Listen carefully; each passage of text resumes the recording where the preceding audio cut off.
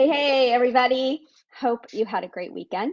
Here in Kentucky, you probably heard it was a little bit of a scary weekend. We were very fortunate where we are. The storm missed us. We're about 3.5 hours away from it. But I do have at least one friend who is from Mayfield, Kentucky, who's been posting a lot of her story on Facebook. Laura, I'm thinking about you. Hope your family's doing okay. Just the coverage of it has been horrific. It is just really scary what Mother Nature can do. So hope that everybody is doing okay. And we certainly have been contributing. I've been seeing lots of water being collected around Louisville, and I know we donated to the Western Kentucky chapter of the Red Cross. So hopefully a lot of people are doing that. Today is actually my last show of 2021. I am so excited to welcome my guest. She is an old friend of mine, Ann Wen and I met years and years ago, probably a decade or more ago on Twitter. I used to be the voice of a client and I ran their tweet chat. And that's where Ann and I met. And at some point, I messaged her and said, "Hey, just so you know, this is really me." So we got to know each other, not just me as the voice of a client, but me as me, which has been really, really fun. So I'm so excited to welcome her back. She was actually on the show early on when I had a lot of technical difficulties, but we figured this out now. So I'm going to reread her bio so you know a little bit about her. Ann Wen is an experienced digital marketing professional working mostly with B2B clients. She serves her clients best in a consultative role, helping define their marketing planning and guiding implementation. Ann finds the ever-changing digital marketing landscape energizing and exciting. She also believes that social media has immense value to connect, inform, and educate us, and speaks to business groups and nonprofits on the power of social media and how to utilize it in their marketing efforts. In addition to speaking engagements, she shares her knowledge and expertise through workshops on personal branding and digital marketing. She loves travel, dogs, tech tools, social media, foodie adventures, and the Oxford comma. So without further ado, please join me in welcoming Ann Wen. Hi, friend. Hello, friend. When you were saying a decade, I was like, It, "Nuh-uh," and then I thought about it and went, "Oh my goodness, it yeah, has been almost a decade. Time it just has. flies. It's so It's crazy." crazy. I know. But yet here we are. And we actually got to meet in person for the Yes. first time in September. We had so much fun. If you've never traveled with Anne, you should know that she can find a chocolate bar like nobody's business. And we had a good time eating chocolate at that chocolate bar. It was a And lot of having fun. great drinks too, right? Like, Yes. not just the chocolate, but they had really great, adult Yeah. beverages for us. It was very fun. We had a great time in Cleveland, of all places. Who knew? Shout out to CM World. I know, who knew, right? So, I'm Yeah, excited about returning to CM World next year and me and, too. um, also wanting to give a shout out to you for doing that session at CM World. Okay. It inspired me to think about next year and possibly going ahead and proposing a speaking session myself. So, Ooh, how fun would that be? That yes, would be awesome. It was more fun. info It to was fun. I would give. do it again. Yeah, Yeah, definitely. yeah.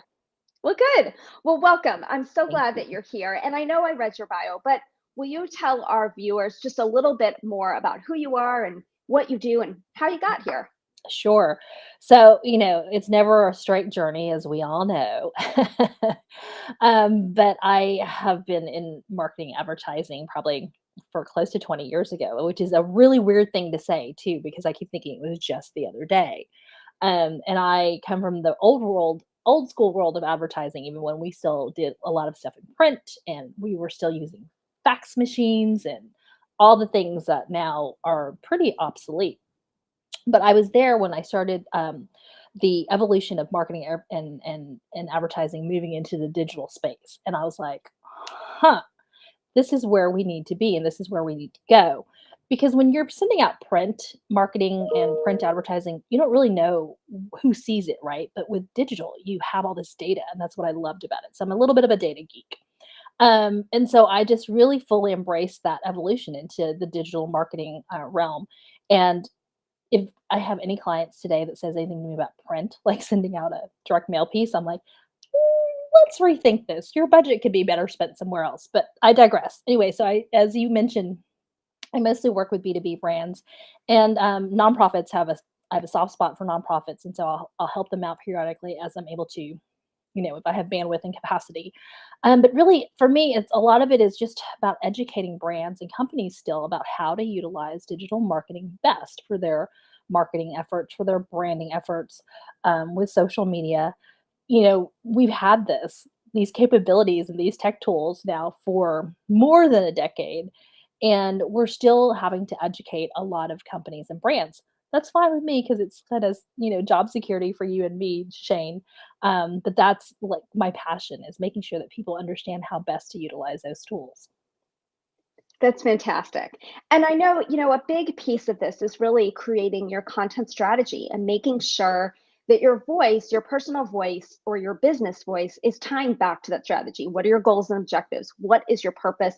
And who is that person who's trying to drive that home? I think sometimes people think, well, we're a B2B company, so we have to be, all business and no fun. And I push back on that, right?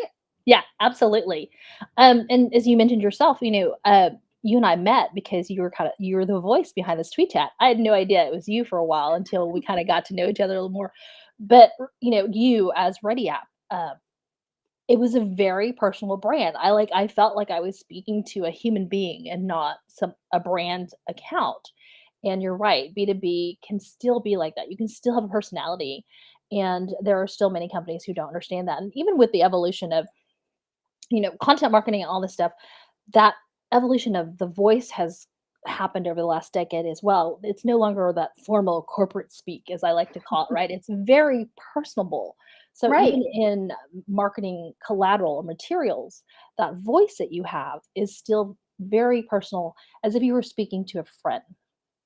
Absolutely. So one of the things we talk about, our agency does a lot of work with Instagram, and I'll work with a client, when I bring them on, they're like, "We have tons of content. Here's a whole folder of images you can use for Instagram." Well, either they've already been used or they're stock photos. So in case you've never heard me say this, audience, never use stock photography on Instagram. No. Um, so, what we try to drive home is we really need some pictures of people in action. We need testimonials from your customers. It can be video, it can be still images, but let's make sure that it is all tying back to your voice, and that content piece drives back to your objective and your voice, but you want to make sure that they're all tied together, and that they're real, like we say on the show. Let's get real. Yeah, exactly. It's you hear this word so often, right? It's got to be an authentic voice. We have to find another word for authentic. So I've started saying genuine as That's opposed to good. authentic because I feel like it's so overused. But you could tell even when you were representing the company, it was very authentic and very genuine. And even for our personal brands, your brand is Shane Shaps and mine is Ann Wynn.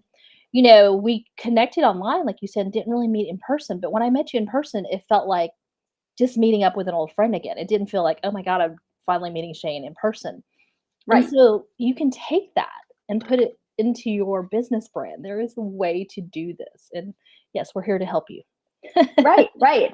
And remember, I mean, whether you're a B2B or you're a B2C, this is all people to people. So, whatever content, if somebody's putting something out on LinkedIn, let's say, and you're the person behind the keyboard for that brand, well, you may get a customer or a potential customer who comes and asks you a question. You're just speaking person to that one person. So, remember that. And don't think that every single soundbite and every little quip that you put out on Twitter has to be printable and publishable. It's conversation, and we Yeah. were talking before the show about real life, and when you have a friend who all they do is talk about themselves and Yes. click here to learn more. Enough with that. It has to be part of it. Yeah. So what would you say is the percentage of your insights and information versus your click through for action? I get that question all the time in my workshop, right? So I like to say just do it's the 80/20 rule, right? If you have 10 pieces of content, 8 of those pieces of content should be informative, educational, engaging, humorous, something like that. And then the other 2 pieces of content can be then your broadcasting, salesy, marketing, promotional type of content so that there is enough of it in there because you still have a business to run. You still need to, obviously turn a profit, but you can attract prospects, attract folks, attract your brand ambassadors more with these personable, more personal pieces of content than you will with constant broadcasting. as you mentioned, nobody wants to hear somebody talk about themselves all the time. I mean, what do you do when you see this person? You avoid them. And that's what people will do with brands. They'll avoid you, but even worse in the social media world, right? They stop following you. Right. Exactly. So you're then talking to this huge black space. And I'm going to read this like quote super quick because I mentioned this to you when we were talking about this before the show started, and it was kismet. I just happened to see this right before posted on the Houston Interactive Marketing Association's Facebook page. It's from David Beebe, who's the CEO of Storified Hospitality Group. Content marketing is really like a first date. If all you do is talk about yourself, there won't be a second date. So there you go, It's good folks. advice. It's good advice. Don't The get other ghosted. thing, right, right. The other thing we were talking about is you want to make sure you're giving your audience information they can use. You don't want everything to have a CTA involved with it. You want to make sure, this is the kind of stuff you're going to keep getting from us if you're involved with us. Don't gate everything on your website. Allow people in, allow people to get a feel for what you offer, what kind of information you give before you force them to give you their personal information or even purchase something. Make Mhm. sure that you're giving them a reason why they should do that. Oh, absolutely. I mean, again, with the digital marketing evolution, right, and Google, I mean, people can search for information for every single thing they want to do or learn about before they ever even have to speak to a salesperson or somebody on the sales team. So you want to attract folks. I mean, the term inbound marketing is what we used to use quite often, and now it's become content marketing. It's the same thing. Right. You're Yeah, attracting folks and making them go, oh, I really want to do business with this company because they've been super valuable with sharing information and helping me to make this decision. Because by the time they are contacting the company, they were very close to hopefully making a purchase, or you're in their final, short list because they've received all this information already from you. And so, right. yeah, not every single thing has to have a CTA. And I know I'm going to bring this up because I'm sure you have come across this too. Marketing in the B2B world works closely with sales, or Mhm. should be. Should. Should. You often find that there are silos. But the sales team and the sales manager, I understand, is like, they've got a goal, they've got a quota, they've got to do this. And so all the time it's constant, okay, hey, where's my CTA? Here's, why Mhm. isn't this gonna give me a lead gen, or a contact name or a prospect? And you can't do that. And it's just it's so difficult sometimes because it feels like you're butting heads, right? And so in the ideal world, marketing and sales should work together hand in hand.